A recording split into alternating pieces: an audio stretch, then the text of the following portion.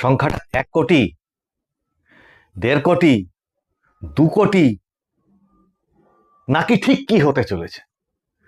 28 তারিখ এসআইআর এর final voter list election commission যেটা বার করতে চলেছে, সেটাতে ঠিক কি ধরনের রাজনৈতিক ভূমিকম্প অপেক্ষা করে আছে এই রাজ্যের জন্য,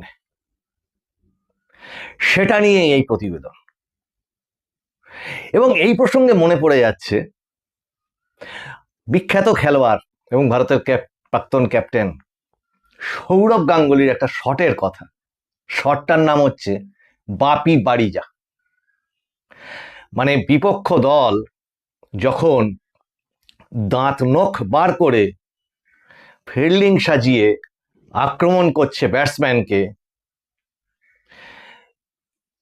মানে প্রাক্তন খেলোয়াড় সৌরভ গাঙ্গুলির রাজনৈতিক অবস্থান নিয়ে অনেক বিতর্ক থাকতেই পারে, কিন্তু খেলোয়াড় সৌরভ গাঙ্গুলিকে নিয়ে, তার দক্ষতা নিয়ে আশা করি কারোর মনে কোনো প্রশ্ন নেই। তা সেই রকম আমরা দেখতাম যে যখন দাঁত নখ বার করে প্রচন্ড বোলিং আক্রমণের মাধ্যমে দলকে প্রায় কোণঠাসা করে ফেলা হয়েছে, এরকম সময় এই ব্যাটসম্যানের হাত থেকে বেরিয়ে আসতো একের পর এক ছক্কা, মানে বোলারকে হতচকিত করে ফিল্ডারদের প্রায় কিছুই করারই নেই। কারণ ছক্কা তো মাঠের বাইরে চলে গেছে, ফিল্ডার করবে কি? আম্পায়ার দুহাত তুলে দাঁড়িয়ে আছে ছক্কার সিগন্যাল দিতে, এবং এই শট মাঠের বাইরে গ্যালারি পার হয়ে চলে যেত কখনো কখনো, এবং তারই নাম যে এগিয়ে এসে 2 পা 3 পা এগিয়ে এসে স্টেপ আউট করে ছক্কা, তার নাম হচ্ছে বাপি বাড়িয়া।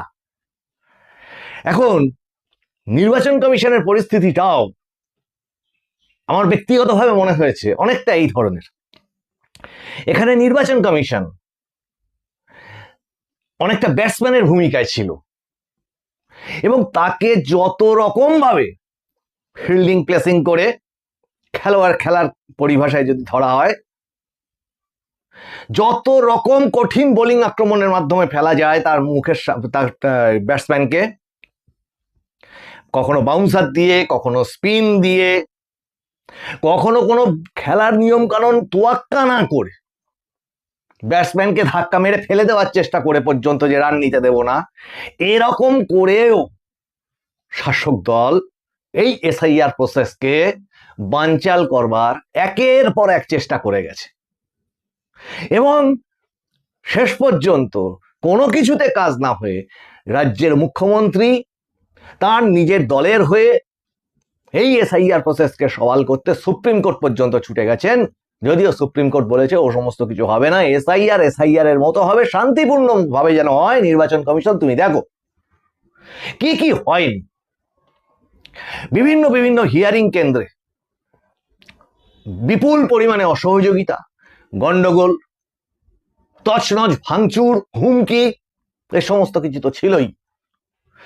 সঙ্গে বিভিন্ন রকম টেকনিক্যাল দিক তুলে ধরে বিভিন্ন ধরনের মামলা বা মামলার হুমকি, বিএলওদের বিভিন্ন ধরনের বিএলওদের উপরে চাপ সৃষ্টি করা, এই সমস্ত তো সব ছিলই। সঙ্গে আরো মাইক্রো অবজারভার নিয়ে একদম শেষ লগ্নে আইনি জটিলতা তৈরি করে দেওয়ার চেষ্টা, যদিও সুপ্রিম কোর্ট ব্যাপারটা আশা করি বুঝে গেছিল, এবং সেই কারণে রাজ্য সরকারের দেওয়া ওই যে 8,825 জনের যে বা 50 জনের যে লিস্টটা, সেটা যখন নির্বাচন কমিশনকে গ্রহণ করতে বলে সুপ্রিম কোর্ট, তখন তার সাথে এটা বলেই দিয়েছিল নেওয়া না নেওয়া তোমার ব্যাপার, বাতিল করা, রিপ্লেস করা, এ সব কিছু অধিকার, একচ্ছত্র অধিকার মানে সুপ্রিম কোর্ট নির্বাচন কমিশনের হাতেই ন্যস্ত করেছিল। কাজেই এক প্রকার খালি হাতেই ফিরতে হয়েছিল সুপ্রিম কোর্ট থেকে শাসক দলকে। আর এই মুহূর্তে অবস্থাটা ভয়ঙ্কর। খবরের কাগজের কাটিং আপলোড করে দেওয়া, সেটাকে ভেরিফাই করে দেওয়া, মানে জন্ম হয়েছে যে তারিখে তার 1 মাস আগেই বার্থ সার্টিফিকেট ইস্যু হয়ে গেছে, প্রশ্ন হলো করলো কে, কোন প্রশাসন করলো, সেটা আপলোড হয়ে গেছে। বাবা বেরা, অন্য সন্তানরা বেরা, একজন হচ্ছে আলী। মানে বাবা হিন্দু হিসেবে পরিচয় দেওয়া সন্তান সন্ততিদের সাথে একজন সন্তান, একজন ছেলের নাম হচ্ছে মুসলিম নাম আলী। এগুলো আছে। ব্লাড রিলেশনশিপ সার্টিফিকেট, সেটাও আপলোড হয়ে গেছে। শেষ মুহূর্তে নির্বাচন কমিশন জানিয়ে দিল এটাও, যেসব বাংলার বাড়ির ডকুমেন্ট সমস্ত কোনো পরিচয়পত্র মানে নির্বাচন কমিশনের বেঁধে দেওয়া বা সুপ্রিম কোর্টের বেঁধে দেওয়া ওই 13টি ডকুমেন্টের মধ্যে একেবারেই পড়ে না। আমরা এই এপিসোডে প্রশ্ন তুলেছিলাম, তাহলে এইগুলো আপলোড করলো কারা? বারবার করে প্রশ্ন তুলেছি আমরা, রাজ্যের বিরোধী দল প্রশ্ন তুলেছে যে নির্বাচন কমিশনের তো নিজস্ব কোনো স্টাফ নেই, মানে কর্মী সংখ্যা নেই এইগুলো করবার, তারা রাজ্য সরকারের দেওয়া কর্মী দিয়েই সেগুলো করে।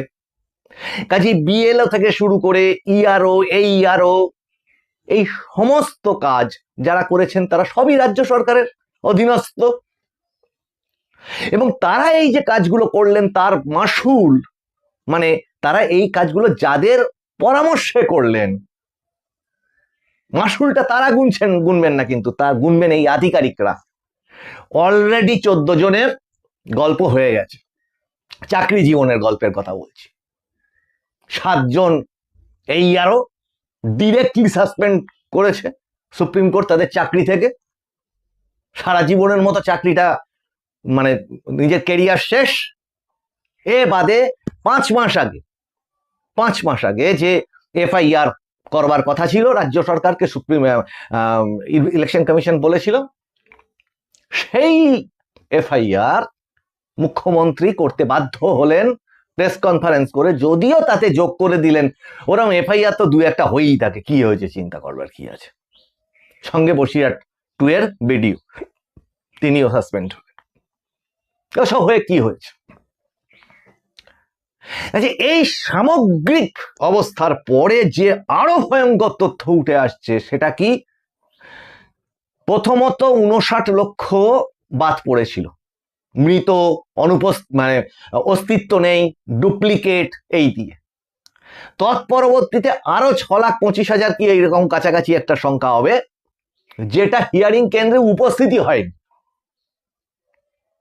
গেছিল প্রায় 64-65 লাখের মতো। এবার যে সংখ্যাটা আসছে সেই সংখ্যাটা মুখে বলবো না, আপনাদের দেখাবো যে সেটা মারাত্মক। এর সাথে যদি ওটা যোগ হয় তাহলে সংখ্যাটা কোথায় গিয়ে দাঁড়াতে পারে।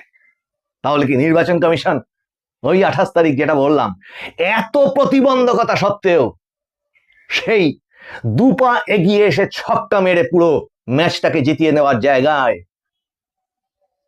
যিনি বলেছেন বা যারা বলেছেন নির্বাচন কমিশন যে একজন বিদেশিরও নাম ওর মধ্যে থাকবে না, তেমনি একজন ভারতীয় নাগরিকের নাম বাদ যাবে না, সেই খেলা জেতার জায়গায় নির্বাচন কমিশন কি 28 তারিখ এই 2 পা 3 পা এগিয়ে এসে স্টেপ আউট করে একটা ছক্কা বাপি বাড়িয়া। তার জন্য আমাদের একটা ছোট্ট প্রতিবেদন, সেই প্রতিবেদনটা চলুন আমরা দেখে নিই। মন দিয়ে দেখবেন, আশা করি ভালো লাগবে। নমস্কার, মানুষের ভাষার বিশেষ প্রতিবেদনে আপনাদের সকলকে স্বাগত। আপনারা দেখছেন আমাদের অনলাইন সংবাদ মাধ্যম মানুষেরভাষা.com, তার প্রথম পৃষ্ঠা। আমরা দেখে নেব একটি আমাদের এক্সক্লুসিভ খবর, যেটি এই এপিসোডের মূল আলোচ্য বিষয়। খবরটি হলো এসআইআর, নতুন করে অনিশ্চিত 77 লক্ষ। 28 তারিখ বাপি বাড়িজা শট খেলতে চলেছে কি নির্বাচন কমিশন? 28 ফেব্রুয়ারি চূড়ান্ত তালিকা, অথচ ঝুলে 77 লক্ষেরও বেশি ভোটারের ভাগ্য।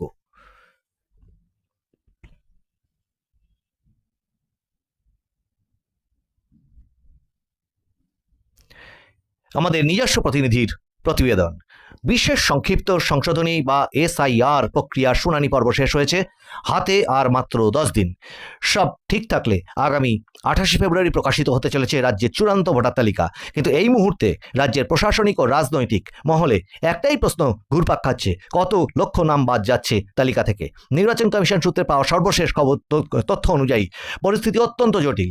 শুনানি শেষ হলেও প্রায় 77 লক্ষ ভোটারের ভাগ্য এখনও অনিশ্চয়তার সুতোয় ঝুলছে, যা নিয়ে ভোটের মুখে তীব্র চাঞ্চল্য তৈরি হয়েছে রাজ্য জুড়ে। সামনেই বিধানসভা নির্বাচন, তার আগে এই ত্রুটিমুক্ত ভোটার তালিকা প্রকাশ কমিশনের কাছে কার্যত অগ্নি পরীক্ষা। কিন্তু কমিশনের অন্দরের খবর, বিপুল সংখ্যক ভোটারের নথিপত্র নিয়ে এখনও ধোঁয়াশা কাটেনি। আতঙ্কের পরিসংখ্যান হলো এই যে 27 লক্ষ পুনর্যাচাই ও ইআরওদের হাতে আরও 50 লক্ষ। কমিশন সূত্রে পাওয়া খবর অনুযায়ী SIR প্রক্রিয়ায় জমা পড়া নথিপত্রের মধ্যে 27 লক্ষ ভোটারের নথি নিয়ে সন্তুষ্ট নন কমিশনের পর্যবেক্ষকরা। তারা এই বিপুল সংখ্যক নথি পুনরায় যাচাই অর্থাৎ রিভেরিফিকেশন করবার নির্দেশ দিয়েছেন।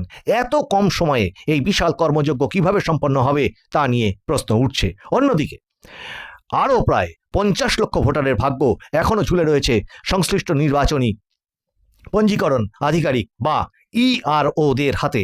সূত্র মারফত জানা যাচ্ছে, এই 50 লক্ষ ভোটারের জমা দেওয়া নথিপত্র সংক্রান্ত বিষয়গুলি এখনও অমীমাংসিত, অর্থাৎ তাদের নাম চূড়ান্ত তালিকায় থাকবে কিনা সে বিষয়ে এখনও কোনো সিদ্ধান্ত নেওয়া সম্ভব হয়নি। সব মিলিয়ে 77 লক্ষ মানুষের ভোটাধিকার নিয়ে এই মুহূর্তে চরম অনিশ্চয়তা তৈরি হয়েছে। গাফিলতির শিকার লক্ষাধিক ভোটার নাম থাকছে না চূড়ান্ত তালিকায়। বিষয়টি কি আমরা ভালো করে জেনে নিই। সবচেয়ে উদ্বেগজনক যে তথ্যটি উঠে এসেছে নথি আপলোড করা সংক্রান্ত বিষয় নিয়ে। কমিশন সূত্রে জানা গিয়েছে, 14 ফেব্রুয়ারি নথি আপলোডের সময়সীমা শেষ হওয়া পর্যন্ত রাজ্যের 1,14,772 জন ভোটারের কোনো নথি পোর্টালে আপলোড করা হয়নি। কেন এই বিপুল সংখ্যক মানুষের নথি আপলোড হলো না? কমিশনের প্রাথমিক ধারণা, এই 1,14,000-এর মধ্যে প্রায় 60% ভোটারই সম্ভবত অবৈধ। মুখ্য নির্বাচনী আধিকারিক সিইও দপ্তর থেকে ইতিমধ্যেই বিভিন্ন জেলা নির্বাচনী আধিকারিকদের বা ডিইওদের কাছে জানতে চাওয়া হয়েছিল এই বাদ পড়া তালিকার মধ্যে কতজন বৈধ নথি রয়েছে। কিন্তু সূত্রের খবর, হাতে গোনা 1টি বা 2টি জেলা ছাড়া বাকি সেই তথ্য সিইও দপ্তরে পাঠাতে পারেনি কেউই। ফলে কমিশন ধরে নিচ্ছে বাকি 40% যদি বৈধ ভোটার হনও তবুও তাদের নাম আগামী 28 ফেব্রুয়ারি চূড়ান্ত ভোটার তালিকায় থাকছে না। অর্থাৎ নিছক প্রশাসনিক গাফিলতির কারণে ভোটের ঠিক মুখে লক্ষাধিক বৈধ ভোটার চূড়ান্ত তালিকা থেকে বাদ পড়তে চলেছেন। আধিকারিকদের শোকস, পরবর্তীতে ফর্ম 6-এর আশ্বাস।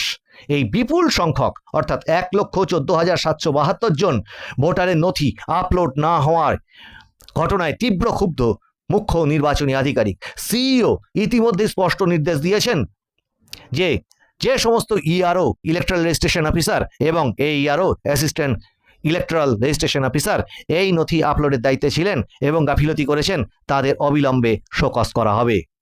তবে যে সমস্ত বৈধ ভোটার এই গাফিলতির কারণে 28 ফেব্রুয়ারির তালিকা থেকে বাদ পড়বেন, তাদের জন্য একটি বিকল্প পথের কথা কমিশন ভাবছে বলে সূত্রের খবর। জানানো হয়েছে, পরবর্তীতে বুথ লেভেল অফিসাররা বাড়ি বাড়ি গিয়ে ফর্ম 6 পূরণ করে তাদের নাম পুনরায় তোলার ব্যবস্থা করবেন। কিন্তু প্রশ্ন উঠছে, নির্বাচনের দামামা বেজে যাওয়ার পর এই প্রক্রিয়া কতটা মসৃণ হবে এবং ভোটাররা আদৌ আসন্ন নির্বাচনে ভোট দিতে পারবেন কিনা। 2.5 লক্ষ ভোটার ইতিমধ্যেই বাতিলের খাতায়। কিভাবে? এই ডামাডোলের মধ্যেই কমিশন সূত্রে আরও একটি গুরুত্বপূর্ণ তথ্য সামনে এসেছে। জানা গিয়েছে 2,43,840 জন ভোটারকে অযোগ্য বা বাতিলের তালিকায় ফেলা হয়েছে। তাদের জমা দেওয়া ডকুমেন্টস বা নথিপত্রের সঙ্গে তথ্যের মিল পাওয়া যায়নি অথবা সেই নথিগুলি গ্রাহ্য হয়নি। 28 ফেব্রুয়ারির তালিকা প্রকাশের পরই রাজ্যে নির্বাচনের নির্ঘণ্ট ঘোষণা হওয়ার প্রবল সম্ভাবনা। কিন্তু তার ঠিক আগে যেভাবে 80 লক্ষ মানুষের অর্থাৎ 27 লক্ষ পুনর্যাচাই সঙ্গে 50 লক্ষ অমীমাংসিত, সঙ্গে 1,14,000 আপলোডহীন, এই সমস্ত মিলে প্রায় 80 লক্ষের কাছাকাছি মানুষের ভোটাধিকার নিয়ে প্রশ্নচিহ্ন তৈরি হয়েছে। তা নজিরবিহীন বলেই মনে করছেন রাজনৈতিক বিশ্লেষকরা। এখন দেখার বাকি 10 দিনে কমিশন কিভাবে এই পাহাড় প্রমাণ সমস্যার সমাধান করে। এই সঙ্গে আপনাদের একটি চার্ট বা টেবিলের মাধ্যমে পুরো বিষয়টিকে আমরা দেখানোর চেষ্টা করছি। একদম বাঁদিকে রয়েছে ভোটারের ক্যাটাগরি বা সমস্যা, মাঝখানে রয়েছে ভোটারের আনুমানিক সংখ্যা, কিভাবে তারা বা কতটা সংখ্যা বাদ পড়তে পারে, এবং তার ঠিক পরে রয়েছে বর্তমানের যে পরিস্থিতি বা পরিণতি। পর্যবেক্ষকদের দ্বারা চিহ্নিত যে সংখ্যক ভোটার বাদ পড়তে পারেন তার পরিমাণ 27 লক্ষ। এদের পরিণতি কি? নথি পুনরায় যাচাই করার নির্দেশ দেওয়া হয়েছে। ইআরওদের কাছে পেন্ডিং রয়েছে কতটা? 50 লক্ষ। নথিপত্র এখনো এদের অমীমাংসিত অবস্থায় পড়ে আছে। নথি আপলোডই হয়নি 14 ফেব্রুয়ারি পর্যন্ত, সেই সংখ্যাটা 1,14,772 জন। এদের মধ্যে বৈধ ভোটার থাকলেও 28 ফেব্রুয়ারি চূড়ান্ত তালিকায় এদের নাম থাকবে না বলে কমিশন জানিয়ে দিয়েছে। বাতিল এবং অযোগ্য ঘোষিত 2,43,840 জন নথিপত্রের গড়মিলের কারণে বা বাতিলের তালিকায় তারা পড়তে চলেছেন। মানুষের ভাষায় এই এপিসোডে নজর রাখার জন্য আপনাদের সকলকে ধন্যবাদ। এরকমই বিভিন্ন রকম ইন্টারেস্টিং এপিসোড নিয়ে আপনাদের সামনের এপিসোডগুলোতে আসছি। আপনাদের চ্যানেল ভালো লাগলে লাইক, শেয়ার, কমেন্ট করুন, সাবস্ক্রাইব করুন এবং নোটিফিকেশনটিকে অন করে রাখুন এবং কমেন্ট করুন। আপনাদের কমেন্ট নিয়ে আমাদের অন্যান্য শোগুলো আমরা অবশ্যই আপনাদের ভালো লাগার মতো করে বানানোর চেষ্টা করব। মানুষের ভাষা সমস্ত বিষয়গুলির ওপর যেমন নজর রাখছে, আপনারা নজর রাখুন মানুষের ভাষার পর্দায়। আগামী এপিসোডে আপনাদের সঙ্গে আবার দেখা হচ্ছে। ততক্ষণ পর্যন্ত নমস্কার।